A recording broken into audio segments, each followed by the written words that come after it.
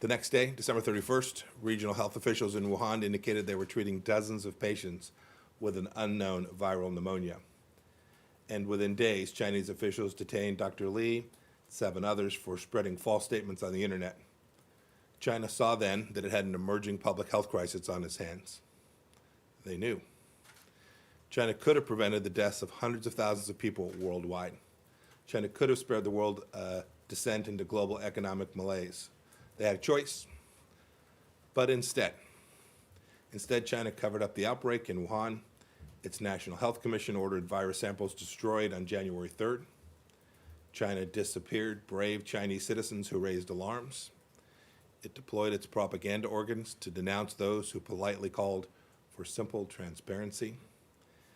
And that brings us to today, 120 days on. China is still refusing to share the information we need to keep people safe, such as viral isolates, clinical specimens, and details about the many COVID-19 patients in December 2019, not to mention patient 0.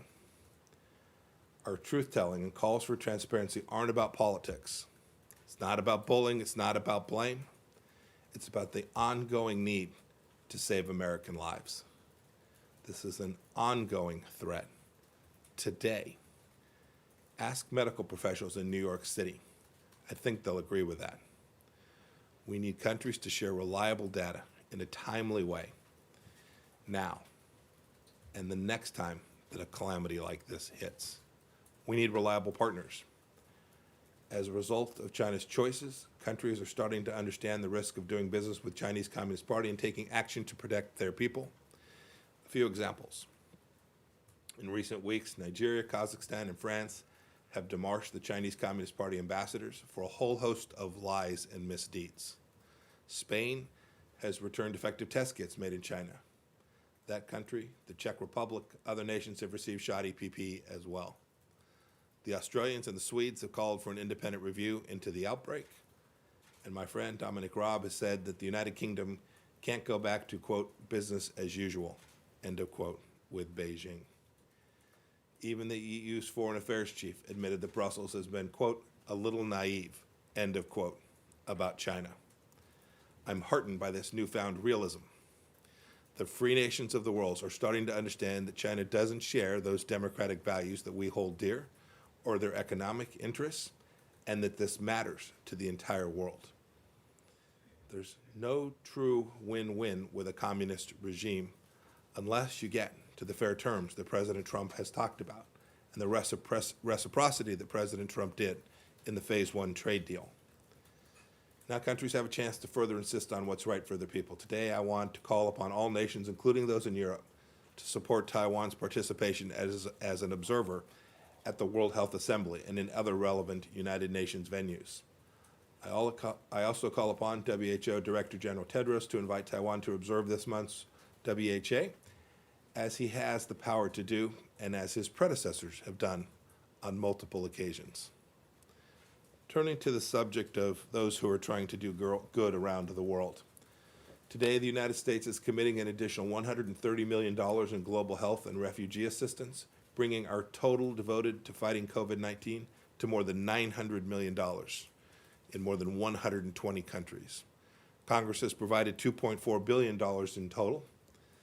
This new tranche of funding provides more than $40 million in additional funds for countries in the Indo-Pacific, prioritizing places like India and Bangladesh and Indonesia. We'll also provide more than $20 million in global health assistance to Africa, with major investments in South Africa as well as in South Sudan. We've allocated $11 million in contributions to the IAEA as well to support 83 member states in their fight. I'm also happy today to announce $225 million in additional emergency aid to the people of Yemen, separate from the COVID-19 assistance that I just mentioned. This assistance will provide the UN World Food Programme's emergency food operation in southern Yemen, as well as a reduced operation in northern Yemen, which WFP was forced to scale down earlier this month because of the ongoing interference of the Iran-backed Houthis. Whether it's our work in countering diseases like HIV/AIDS, malaria, TB, and now COVID-19, the State Department is very focused on saving lives.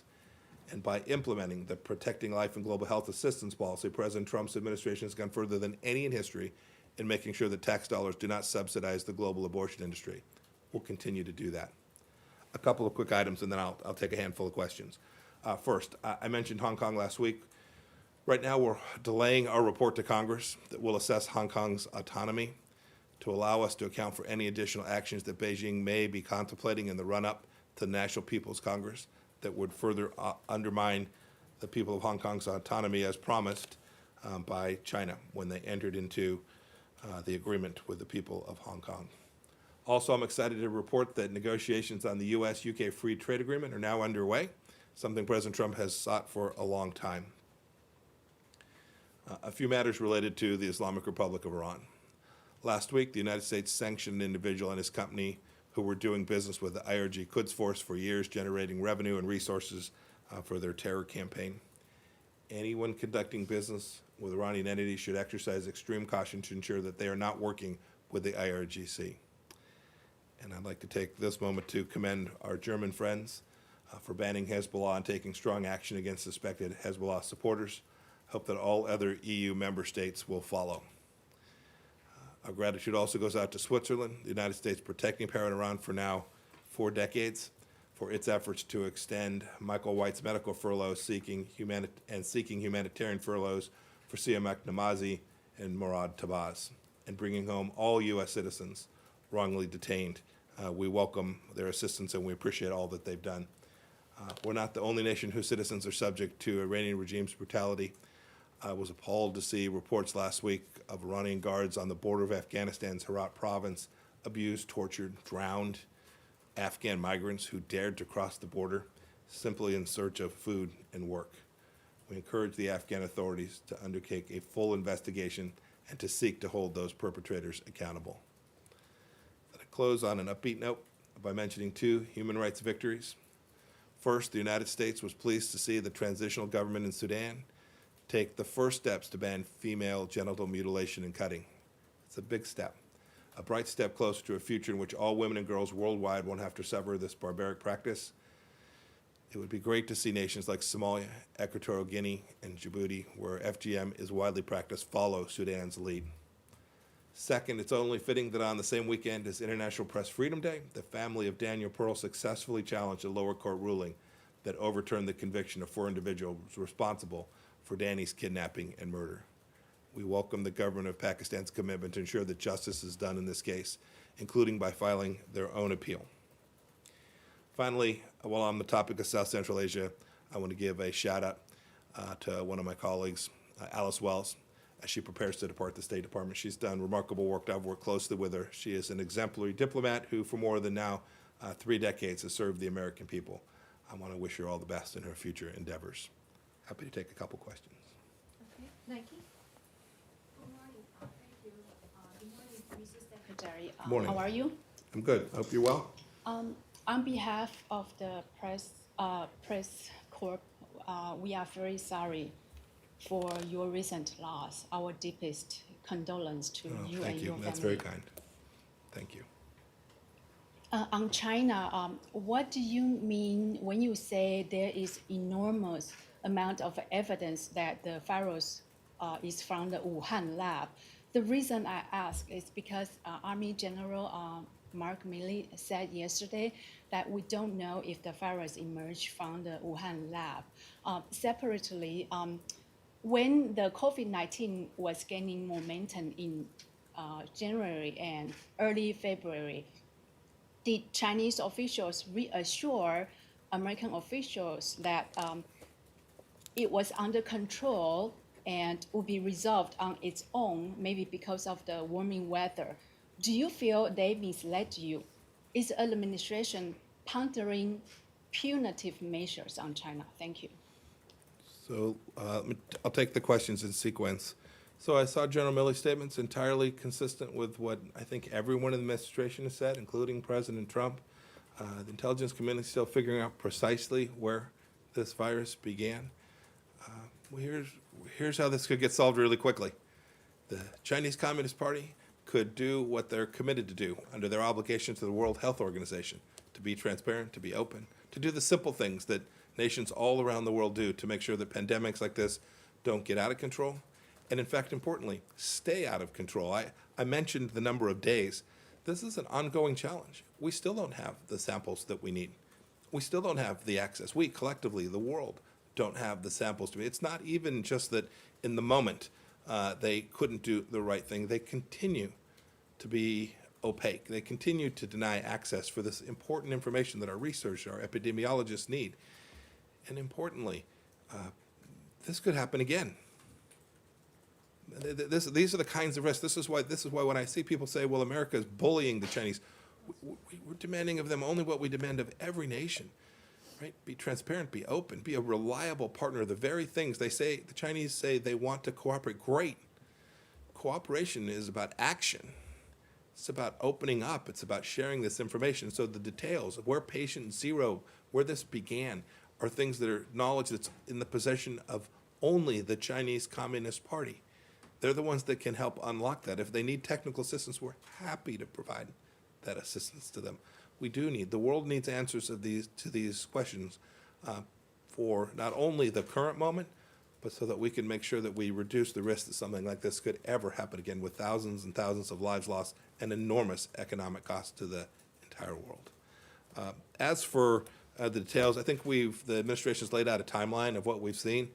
It is pretty clear that at the front end of this, the Chinese Communist Party misled the world. That is, they knew more, and they didn't share that. And they had an obligation to do so under the international health regulations that they are required to adhere to under the World Health Organization's rule set. They didn't do that.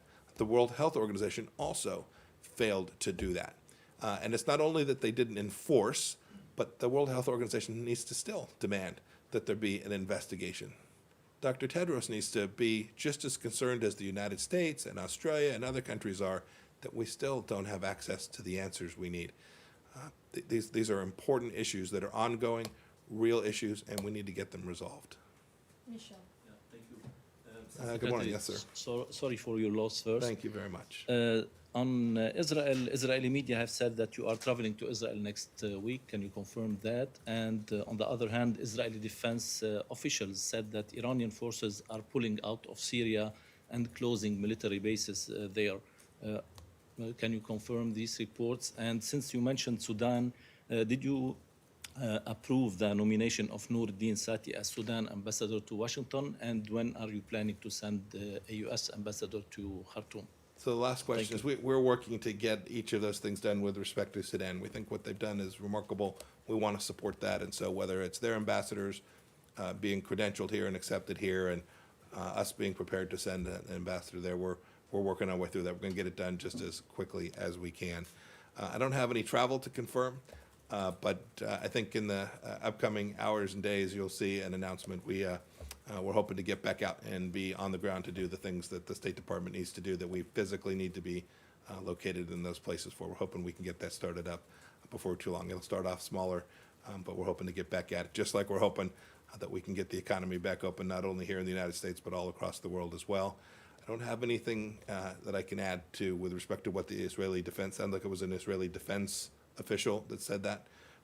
But we have been very clear to the Assad regime all along, and to the Russians in Syria. The Iranians need to leave. They need to leave not only the southwest corner that has a direct and real impact on Israel and risk to the Golan, but more broadly throughout the country. The very terror regime that we talk about in the Islamic Republic of Iran has got a campaign that supports what Assad has done, that has brutalized and destroyed the lives of hundreds of thousands, caused 6 or 7 million people have to flee Syria. The Iranian regime is responsible for that in the same way that the Syrian regime is. We hope that they'll rethink that and get back to doing what Iran needs to do, which is to take care of its own people in this very difficult time inside the Islamic Republic of Iran. We think those resources could be much better used to support the Iranian people. Rich.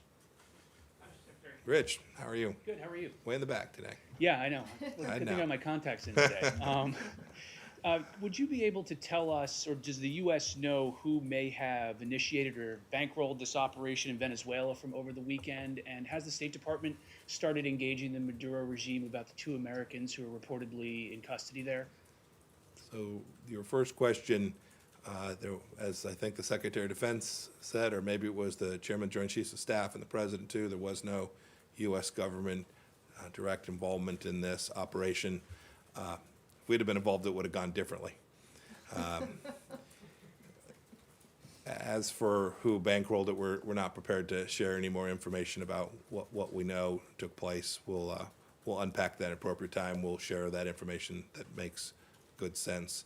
What was your second question, Rich? Just the 2 American citizens who Yeah, were there? we're going to work on this. It's a consular matter in the sense of anytime there are Americans that are detained someplace, we'll work to get them back. We will start the process of trying to figure a way if in fact these are Americans that are there, that we can figure out a path forward. We want to get every American back. If the Maduro regime decides to hold them, we'll use every tool that we have available to try and get them back. It's our responsibility to do so.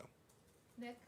Secretary, thank you very much. You mentioned Dr. Ai Fen right at the top, Yes. and I want to zoom in on something specifically you said about her. She's discussed publicly in an interview that's since disappeared many of the facts that you mentioned, except for one. You said that the National Health Commission ordered samples destroyed on the 3rd. I believe that's new. Is that based on evidence that you have, or is that based on public reporting?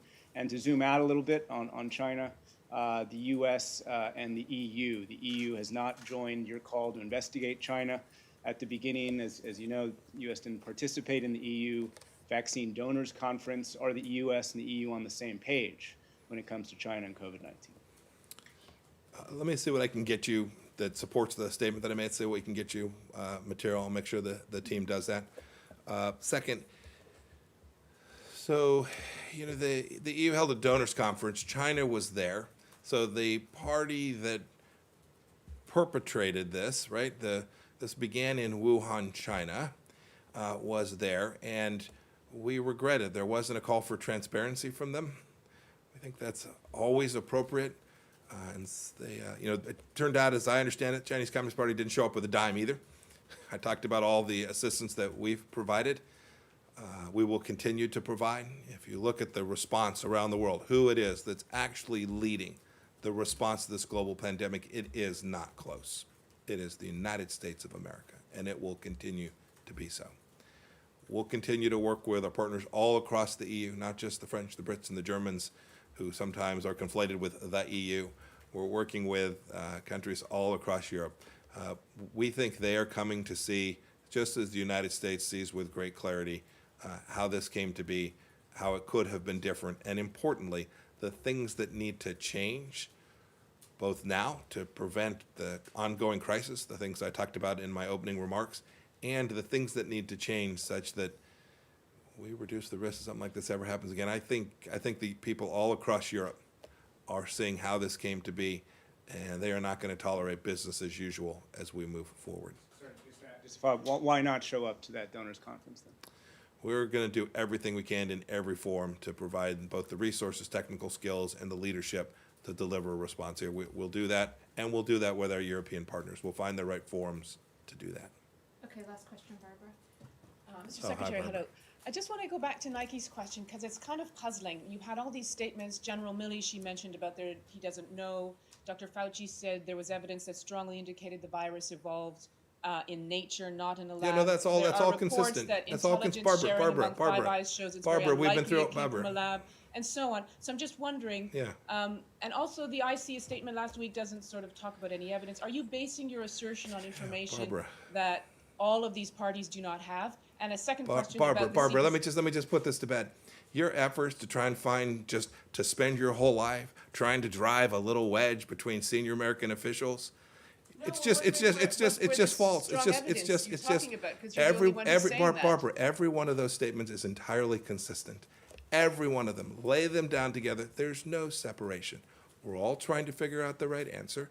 We're all trying to get to clarity. There are different levels of certainty assessed at different places. That's highly appropriate. People stare at data sets and come to different levels of confidence. Every one of us stares at this and knows the reality. The reality that this came from Wuhan. Every one of us stares at this situation and says, who can provide the answer to precisely where patient zero was from, where this actually came from? We all know who can unlock the keys to that. Every one of those leaders, whether it's Dr. Fauci or General Milley or myself or the president, we all know how to get to this answer. That's where the focus needs to be. It's where our focus is. Have you made a formal request? Have you asked the CDC to make a formal request for data access Yeah, there have to been the many, Wuhan lab? that's a great question. There have been many formal requests, and we will continue to make formal requests for this information. Did you get a formal response from Beijing? You should ask Ambassador Shui, who had a great op-ed this morning. And I can't wait for my daily column in the China Daily News. Okay, thanks.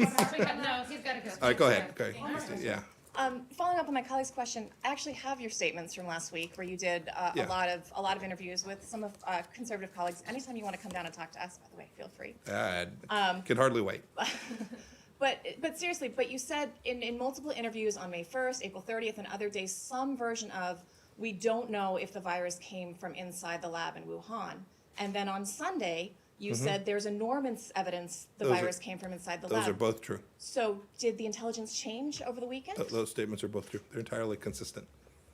They're entirely consistent. So Why then- are you highlighting one and Wait, not wait, the other? let's not. This entire, I've now answered this question, I think it's the 13th time. Happy to try to answer it again. I'm not sure what it is about the grammar that you can't get. We don't have certainty, and there is significant evidence that this came from the laboratory. Those statements can both be true. I've made them both. Administration officials have made them. They're all true. But But then focus on the most important piece here. The most important piece here is that the American people remain at risk. The American people remain at risk because we do not know. To your point, we don't have certainty about whether it began in the lab or whether it began someplace else. There's an easy way to find out the answer to that. Transparency, openness, the kinds of things that nations do when they really want to be part of solving a global pandemic, when they really want to participate in the things that keep human beings safe and get economies going back again. We'll continue to work on that. We'll continue to get more certainty. And I hope we get an answer. Where did patient zero begin? Where precisely did it start? I hope we get even more evidence about where it came from. And when we do, we'll certainly make that clear as well. Is there a So reason you thanks, refrained? everybody. Just to correct the record, the secretary's done over 90 interviews in the past month, and he just did one with ABC, and he can brief her every week, so just want to correct what Christina said. Thank you. Just said if you want to come down.